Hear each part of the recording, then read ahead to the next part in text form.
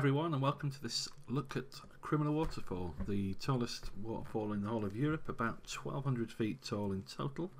And we've just been there on my Austria workshop, and so I thought what I'd do is I'd just gather together a few shots from the walk up and down the waterfall we did, and just talk you through it in Lightroom. So let's start at the beginning.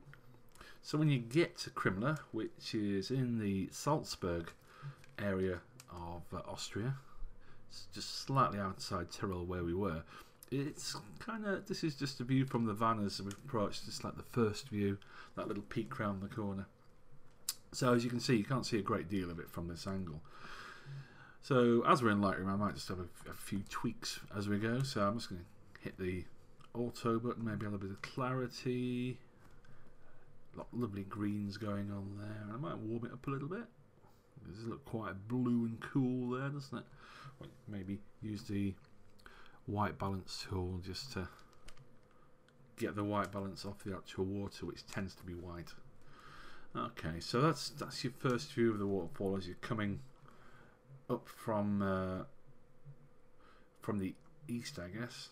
The big net's going to help particularly.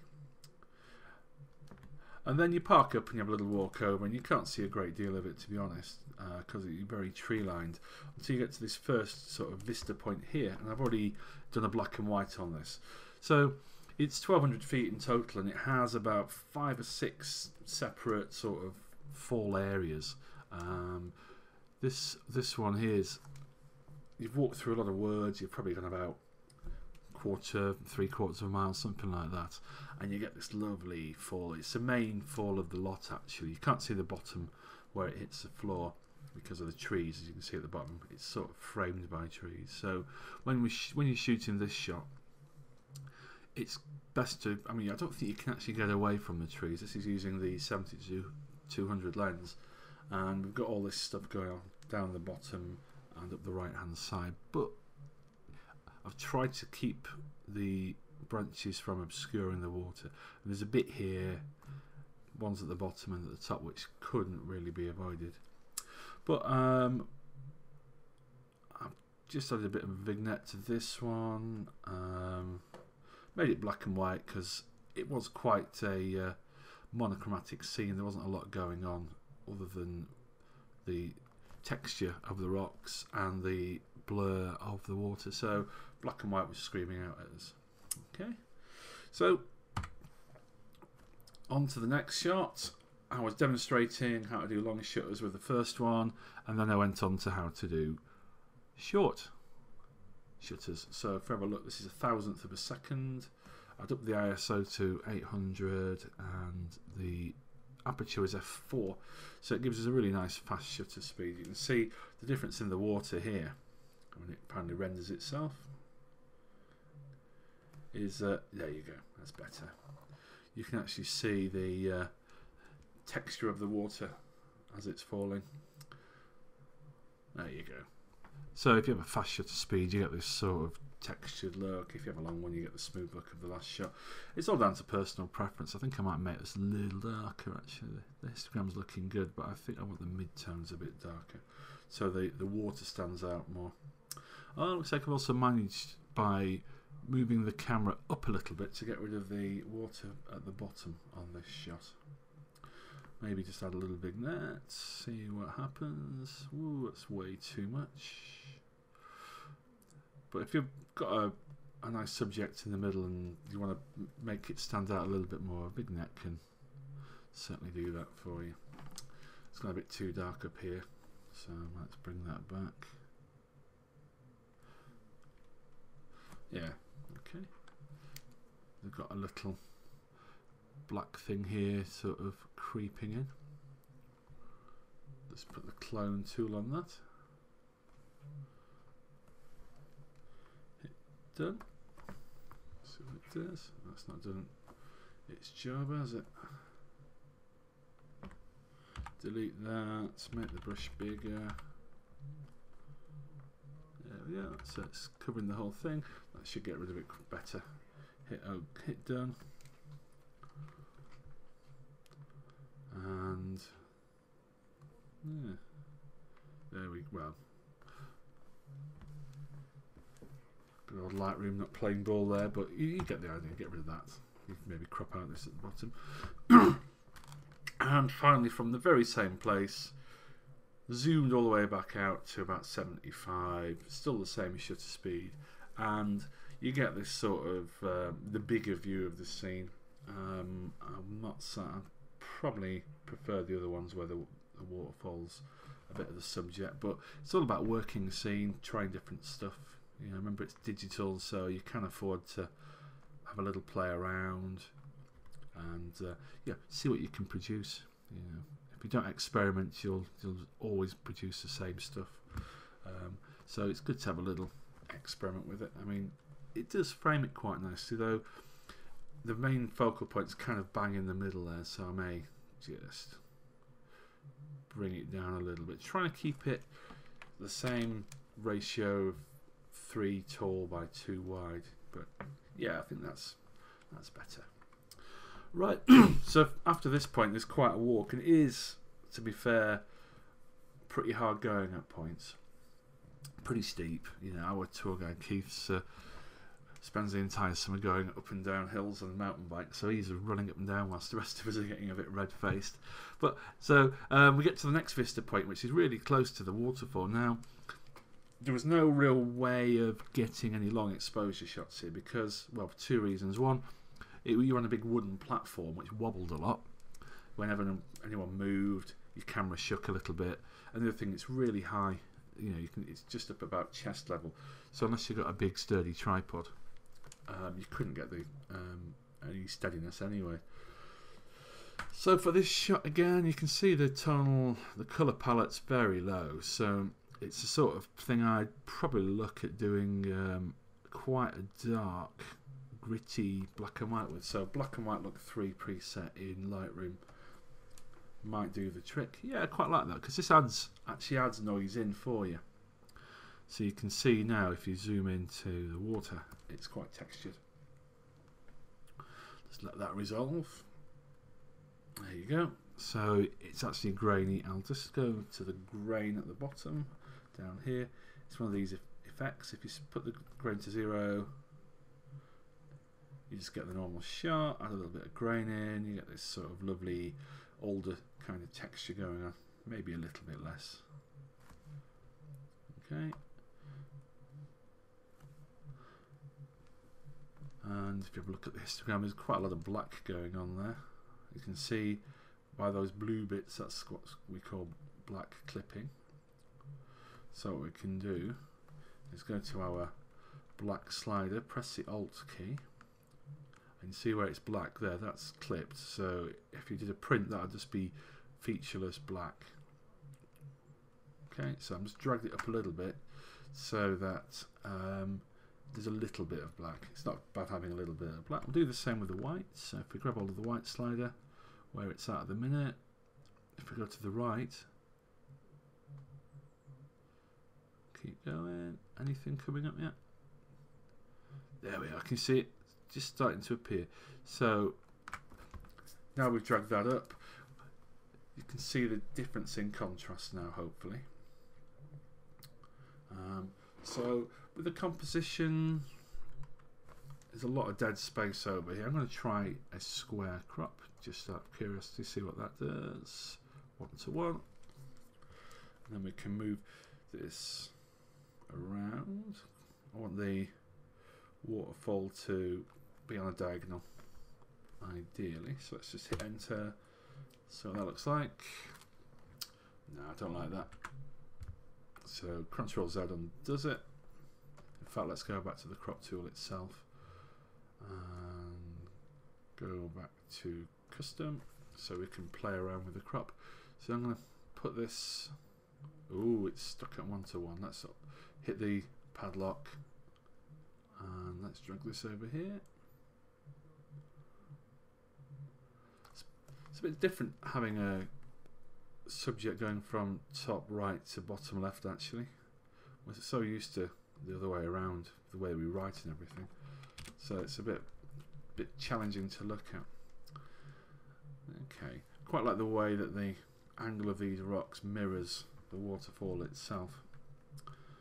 Okay, maybe just to take our eyes away from these edges, I'm just going to add a little bit of a vignette.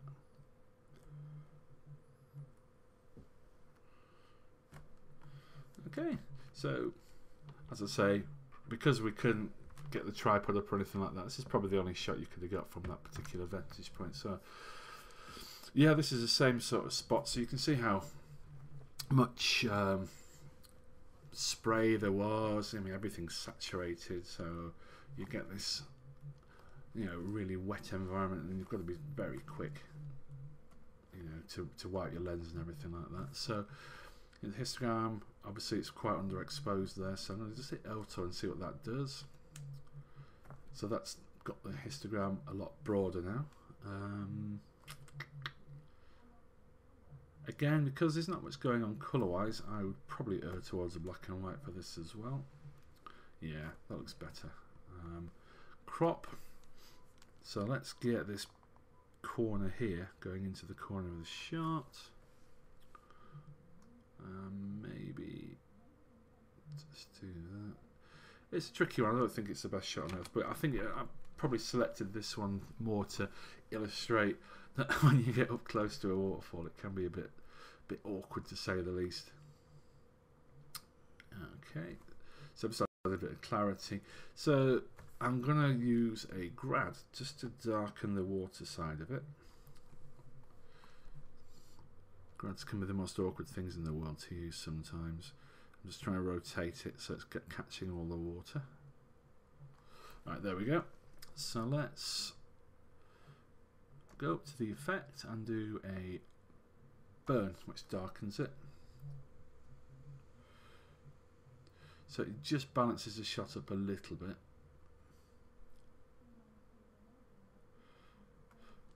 Okay, so see, everything's done a bit darker. I'm just going to bring the highlights up so the water does, you know, stand out. Maybe a bit of clarity because of the mist, the details got a bit lost over here in the top side. So adding a bit of clarity, you can see the rocks a bit better. Okay, get rid of that. So pretty simple sort of shot there. What's next? Right, so this is a little bit further up again, and another one of those shots where you couldn't really get a great photo of the whole waterfall. It was too enclosed, there was too many people around. So what I did, I got the long lens and tried to find some detail.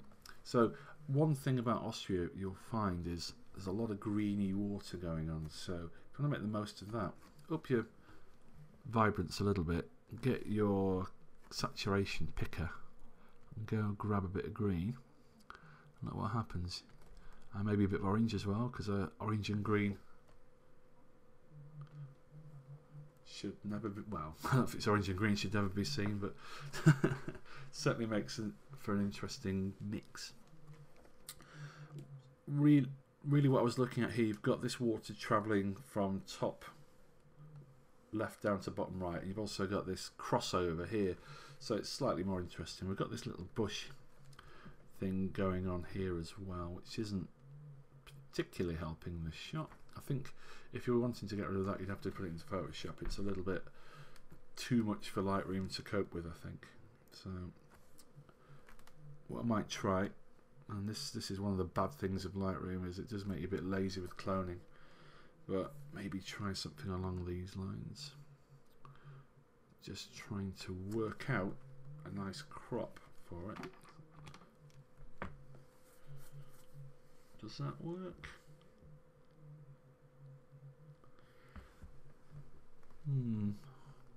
Pull the highlights down a bit. Let's make those blacks a bit darker to make it a bit punchier. So really going for the colour on this one. I'm going to try and lose that a bit up there with the crop as well. So we're going to end up with quite a pano style crop on this, I think. Let's bring this down a bit. So we've no more rocks at the top. I'm going to pull this corner here over to this corner there. Right, let's try that now. So I'm thinking this rock here is probably a little bit too dominant. All the action's going on over here, so I'm going to try and minimise that a little. That's maybe.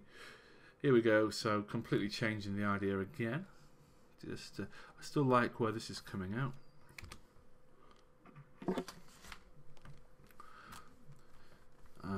Yeah, it's not bad. It's dropping out of the third here, so it's all fairly nicely balanced. What I'll probably end up doing is going to Photoshop and getting rid of this stuff. I mean, you can probably use yeah, it does have a habit of making a real pig's ear of things, does Lightroom sometimes.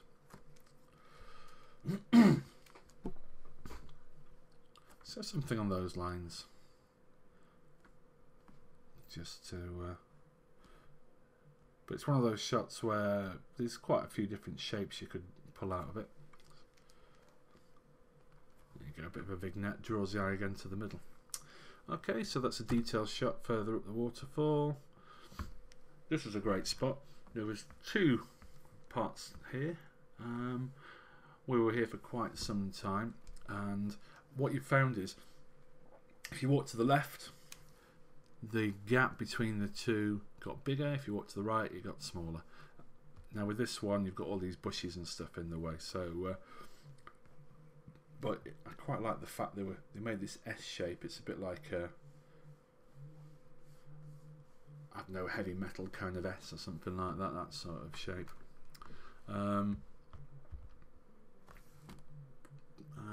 You could spend quite a while here, because this one's like a, it's got all this stuff going on here. So you get your long lens, you're going to get some nice scale before style patterns going on.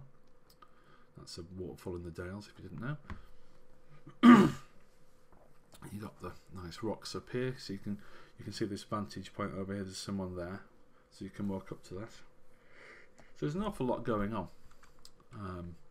I'm not going to edit this one, but I would probably go for, I quite like maybe a selenium on this one, make it look quite cool, that kind of look. And how would you crop it? Maybe like that, just so the waterfall's going down the top third more. You can, there's no clipping going on the whites.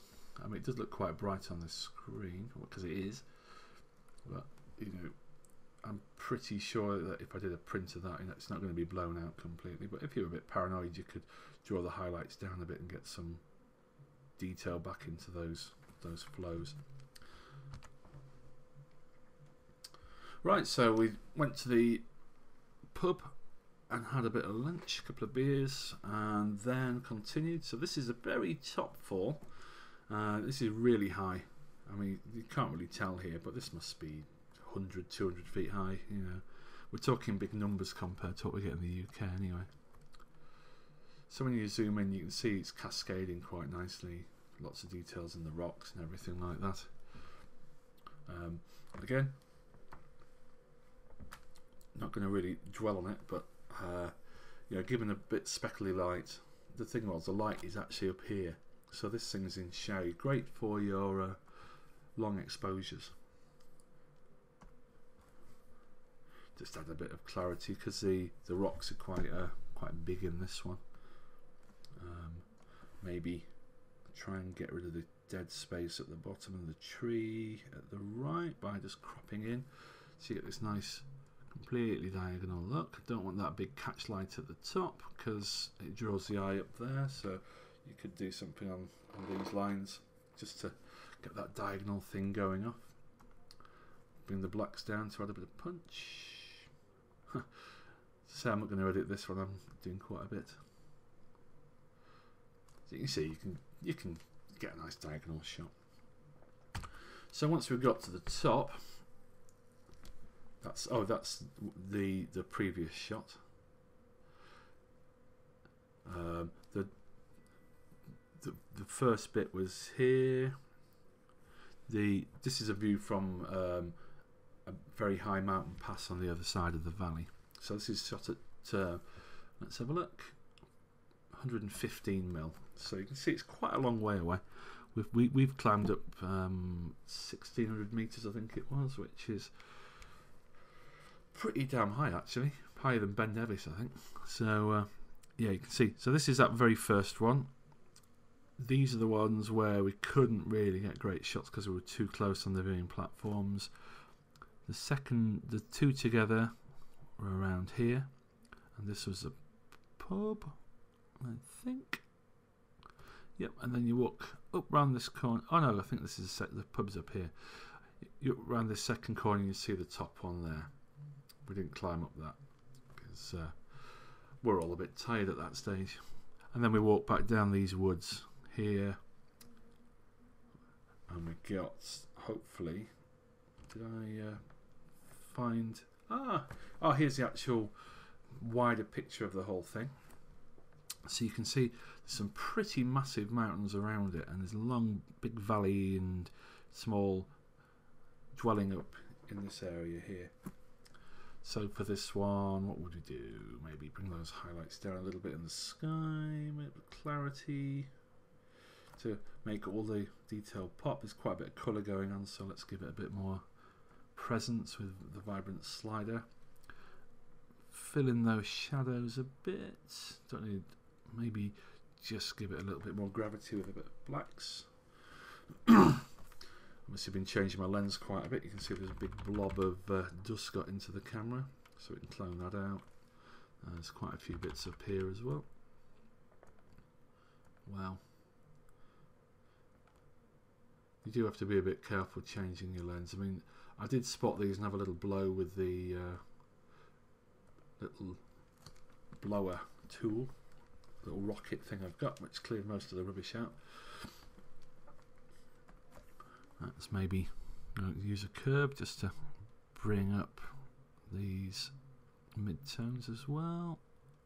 And so that's lightened up this bit here, and I'm going to grab hold of a tree and drag that down a little bit. Should be around -1-ish, I would have thought, those ones. Yeah, so that is Krimmler, the biggest waterfall in Europe. It's not what you would call one massive drop of 1,200 feet, but over that little series, well, big series of waterfalls, it's a big 1,200 feet drop, a bit bigger than what we've got in the UK. Actually, what I might do, I'm just gonna, I did take some shots at the bottom just to show you what it looks like from below. So let's go and see if I can find one of those just before we finish. Come on, Lightroom, wakey wakey. So if we zoom, see we've got quite a few photos. Here we go. So I think there are people next to this. So this is that little dinky bit at the bottom.